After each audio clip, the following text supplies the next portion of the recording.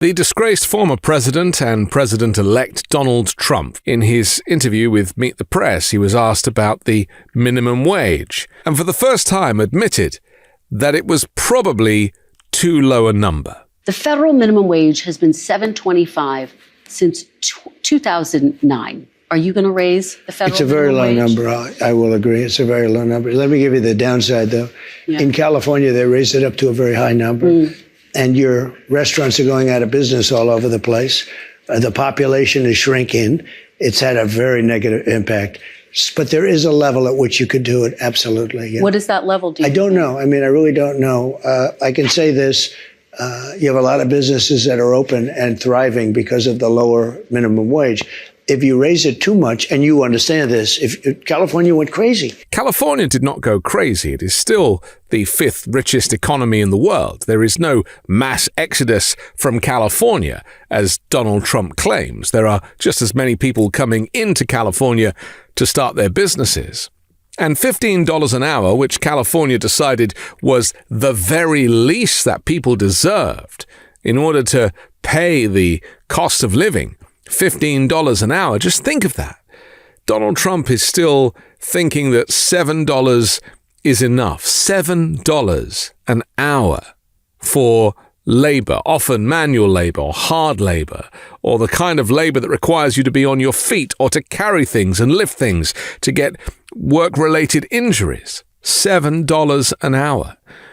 The problem with Donald Trump and the MAGA Republicans is that they pretended to be on the side of regular working people. But now that he's secured the presidency, courtesy of his wealthy friends buying him this election and interference from Russia and a gigantic disinformation campaign, Donald Trump is about to renege on all of the claims that he made during the campaign. He admitted there isn't really a way to bring down the price of groceries. Groceries, by the way, a word that he thinks he invented. Groceries. It's a very simple word, groceries.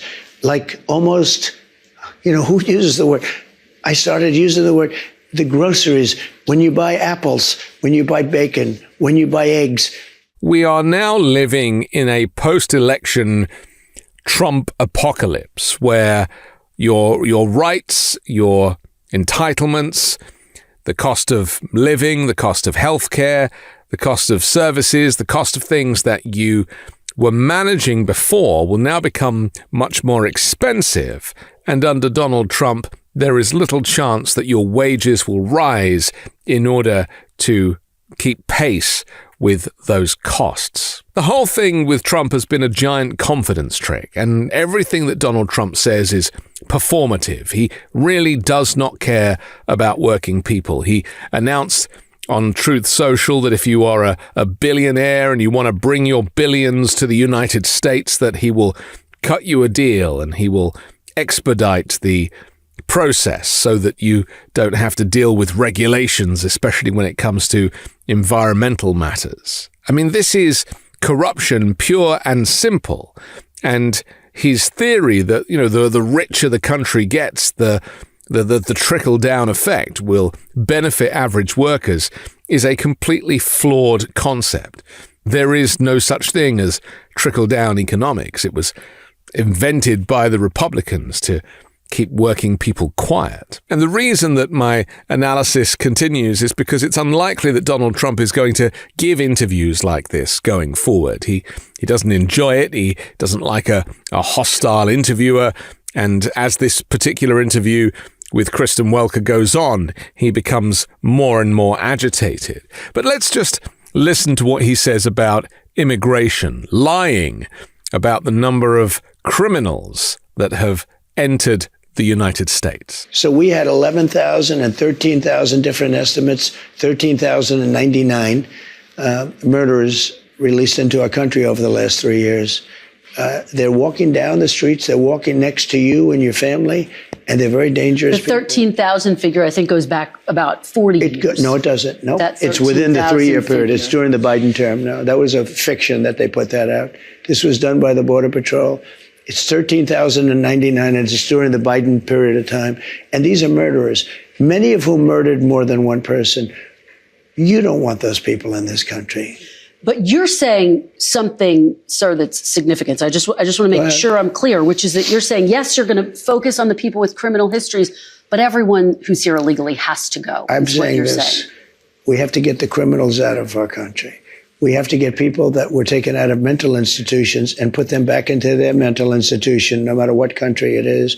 Do you know that Venezuela, their prisons are at the lowest point in terms of emptiness? Trump has taken a figure, 13,099, which, as the interviewer quite rightly says, is the number of people who have been convicted of serious crimes who were not eligible to be in the United States. But it's over 40 years. That is a 40-year figure that Donald Trump has condensed into 3 years, blames Biden. When there's pushback on that number, he says, no, that was false. That's something that they put out. Again, referring to Biden as the propagandist, when we know that Donald Trump is simply lying. How do you take a number such as 13,099, a very specific number, and claim that it's a 3-year number rather than a 40-year number? This is who Donald Trump is. He cares nothing for the truth. He cares nothing for facts. He cares nothing for data. Unfortunately, if we don't have interviewers who are prepared to hold the line, he will simply be able to get away with it. And he knows that he can, which is why he's prepared to say anything and then put his stamp of authoritarianism over it so that he can't be questioned. Is it realistic to deport everyone who's here illegally? You have no choice. First of all, they're costing us a fortune. But we're starting with the criminals, and we got to do it. And then we're starting with others, and we're going to see how it goes. Who are the others? Others are other people outside of criminals. We have convicted murders. We don't mean people that are even on trial. We have people that have murdered numerous people are on our streets and in our farms, and we have to get them out of our country. Trump's on a lying spree right now, isn't he? Talking about mental institutions. He was doing this on the campaign and trying to scare people, saying that you're walking down the street and you're walking alongside murderers and rapists.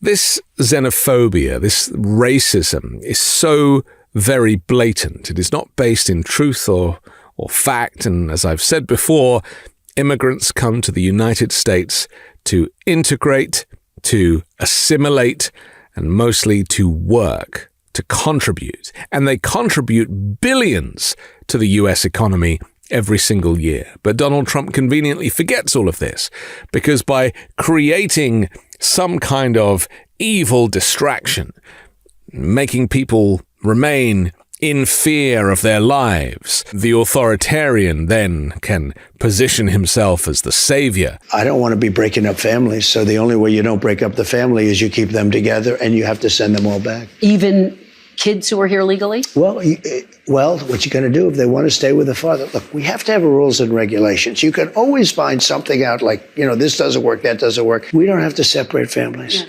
We'll send the whole family very humanely back to the country where they came. That way the family's not separated. Trump's solution for the family separation policy is just to deport the entire family. Genius. It's really very sad because people's lives hang in the balance. People's existence in the United States hangs in the balance. And Donald Trump, who is extremely lazy and really, you can see from this interview, he's lethargy, he's disinterested, he's just feeling like he's being asked questions that he simply doesn't want to answer because he doesn't care. Even though you're very hostile, I'm able to go on a show like yours. No, you are. Well, hopefully you thought it was a fair interview. We covered a lot of policy ground. Well, it's fair only in that you allowed me to say what I say. But, the answers, the questions are, pretty nasty. But look, because I've seen you interview other people like Biden. And I've never interviewed President Biden, actually. When I say you, I'm talking metaphorically. I've seen... Okay. I'm Anthony Davis. You can find me on the 5 Minute News YouTube channel and podcast, on Wednesdays co-hosting Uncovered, and on Sunday on The Weekend Show with MeidasTouch. Love this video? Make sure you stay up to date on the latest breaking news and all things Meidas by signing up to the MeidasTouch newsletter at MeidasTouch.com/newsletter.